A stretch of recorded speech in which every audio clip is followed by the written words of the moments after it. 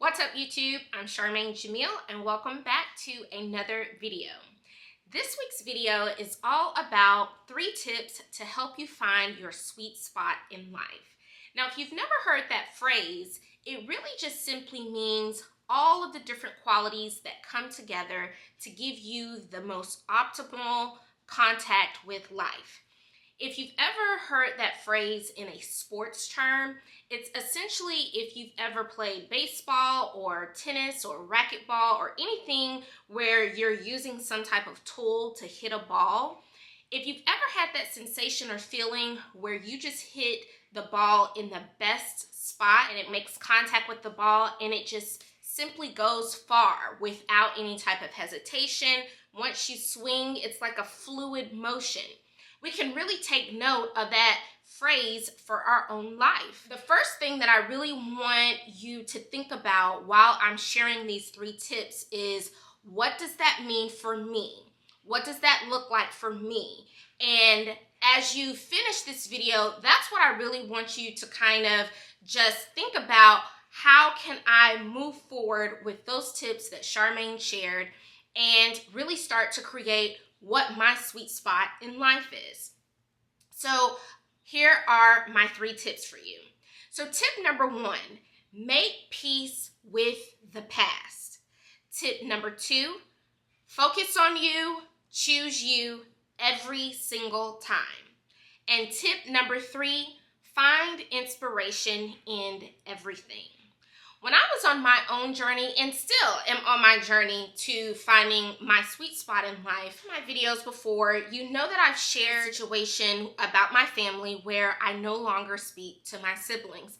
And I haven't spoken to them and actually seen them, have not spoken or seen them in about 8 or 9 years. And I shared that little small tidbit of my story in another 3-tip series called Moving Past Family Drama, and I will link that here just in case you want to view it.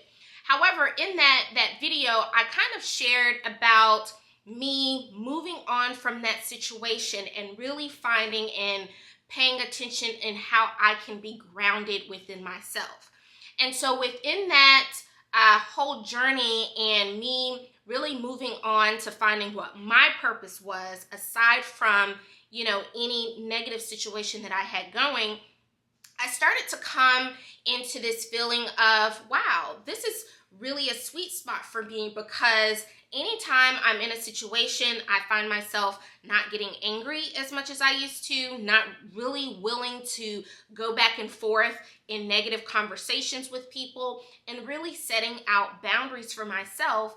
And once that became habit for me, anything that was not like that really kind of, shook my environment, I got rid of it like that, whether it was people, places, or things. And so I brought up the situation about me not speaking to my siblings because a couple of weeks ago, my mother had a medical emergency. And it was, a pretty huge medical emergency where we were really worried about her. And so I ended up packing my bags and heading down to Savannah, where I'm from. And so it didn't even dawn on me that I was heading down to Savannah and that I could potentially see one of my siblings, because in my mind, that wasn't the most important thing, whatever that squabble was, because keep in mind, that happened 9 years ago.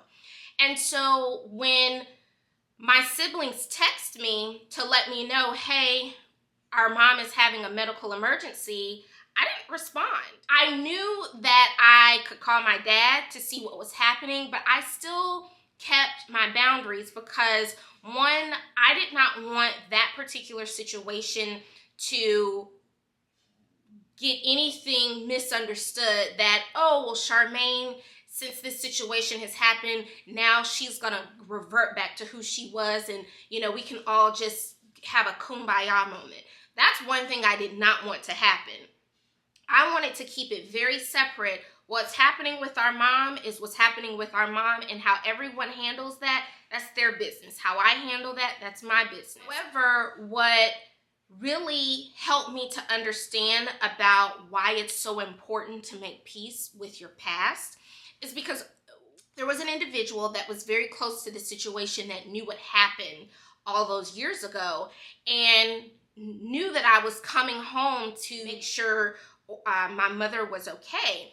And so as I was talking to them, they kept asking me, well, where are you going to stay? Well, what are you going to do when you see them? Or it was all of these questions that could have been stressful for me, and I did not understand. Questioning, why are you asking me all of these questions? Like, it's not important, because that is not the first thing on my mind. That's not even on my mind, where I'm gonna stay, what am I gonna do when I knew that because I had made peace with my past, accepted it for what it was, but I moved on for myself.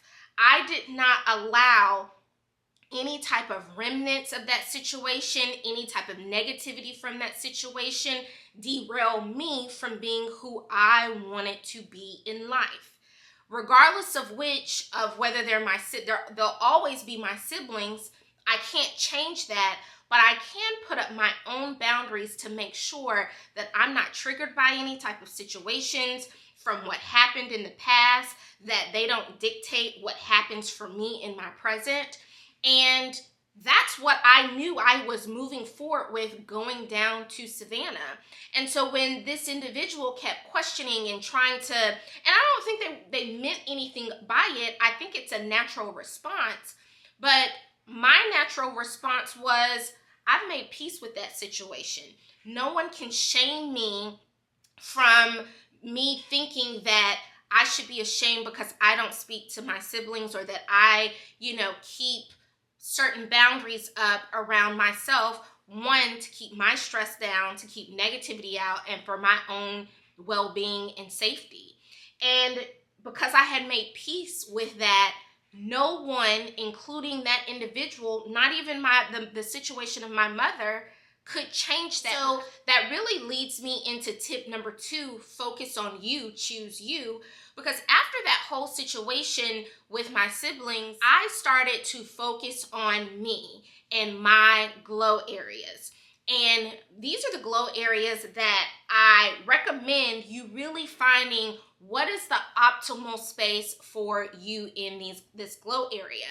So my grow and glow areas that I focused on was 1, financially, spiritually, mentally, physically, and socially. Financially, again, you have to make your own definition of what being financially secure means to you. I just know that when you are financially secure, that takes a lot of pressure off of you. So when an emergency situation comes up, how I shared a few minutes ago, it didn't dawn on me that I could not pick up, rent an Airbnb in Savannah for a week and not even think about it, to put gas in my car, because it just didn't dawn on me, because I had made sure during that focus on you time that I did everything to make sure that I had paid, all of my credit cards off back then, that I had made sure that I found a job that supported the type of lifestyle that I wanted, or doing certain things that would move me into being financially secure. And so that is one thing that I can say, if you're finding your grow and glow areas, make sure that your financial state is a state where if you say, forget this stuff, and you move on, you can move on without any help or assistance, without anybody loaning you anything, trying to hold something over your head. Because one thing about it, in the moment, people may say, oh, well, I helped her out, or I gave this, or I let her stay here, or whatever it is. But I knew in that moment, I don't need anything from anyone. I don't need to stay at anyone's house and, make someone uncomfortable. I can take care of myself. And doing that is when you can be very definite in the type of decisions that you make, and be confident in those decisions, because you don't need anyone to, assist you. And if you do, there's nothing wrong with that. But I'm just sharing my story and letting you know that when you are financially stable And it doesn't have to be millions and millions of dollars or, all of this money, but whatever it means to be financially stable for you, where it takes a layer of stress and worry off of you, that is really going to help you to get to your sweet spot in life.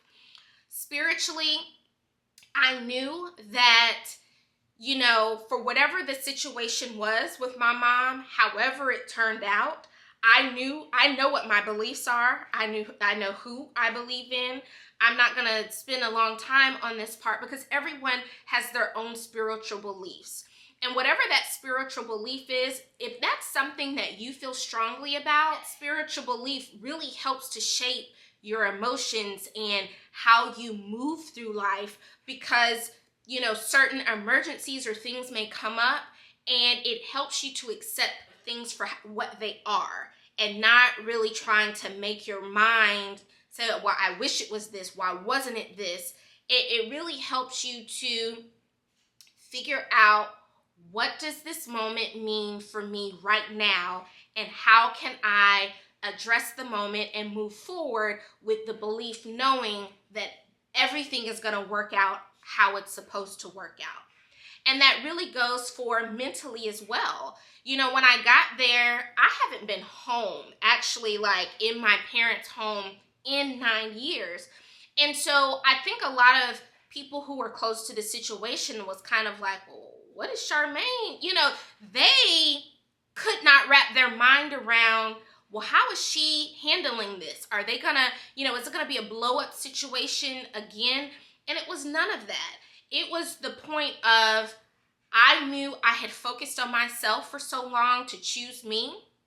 I maintained a relationship with my parents. So when I went home, it was not a situation where I felt uncomfortable, because although I had not been home to my parents' house, I would go to Savannah and I would take them out to dinner, or they would take me out to dinner. So I basically recreated a relationship with my parents that was fitting and comfortable for me, aside from, any of the drama, because they were still my parents. They were willing to support me in whatever decision I made, but me going home in that emergency situation, I mentally was fine. I was okay because it wasn't like I had not seen my parents in nine years. And then physically and socially, really thinking about what is the optimal health space for you, because me being at home with my mom in that medical situation, it was an eye-opening experience, and it really got me into thinking, take care of yourself. Because if I was in a situation, a medical situation where I was physically unable to go down there and offer any type of support or assistance to my parents, then, you really have to make sure that your cup is full before you can fill someone else's cup. I shared about the individual that kept questioning and, going back and forth. I could handle their questions. I could handle their responses, because probably at a certain point in time where I wasn't focusing on my grow and glow areas, I probably would have let that bother me. Well, why are they questioning? Am I doing something wrong because I'm choosing myself, to focus on my mental health, to focus on my spiritual growth, to focus on my financial stability? All of those questions about what are you going to do when you see them? What's going to happen? That could have really spawned me into a whole different direction, but instead I answered their questions. So I say this: when you find your areas to focus on, to grow and glow in, there is nothing that no one can bring in your space that can deter you from finding the space that keeps you the most calm, that keeps your emotions the most centered, because you have put yourself in a position where you have nothing to worry about. And if they want to worry about that, then that's their problem. That's not your problem. But that also comes with you exercising that muscle to know, I'm financially secure, so I can go and do as I please. I'm spiritually secure, so whatever happens when I get there, I know that all things work together for the good. Mentally, I know that I can speak up and make sure I set those boundaries that I've set out for myself. Physically, making sure I stay in my optimal health, revisiting that conversation for myself often. Socially, making sure that I'm speaking and surrounding myself around people who are going to pour into that positivity with me. And so I move into tip number 3. So finding inspiration in everything really leads to you finding your purpose in life. One of the things that I've shared before in a previous video is that I found inspiration while sitting watching the Olympics and really just kind of came into this hobby of road cycling.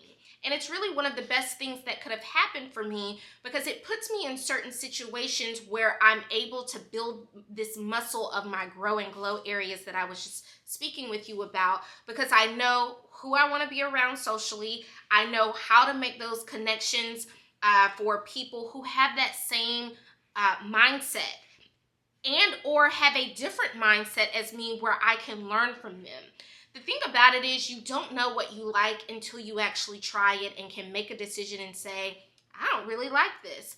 That's really how my YouTube channel came about. That's how me posting videos of me cooking and doing my hair, really finding a space that I loved and start videoing it and sharing it with my audience.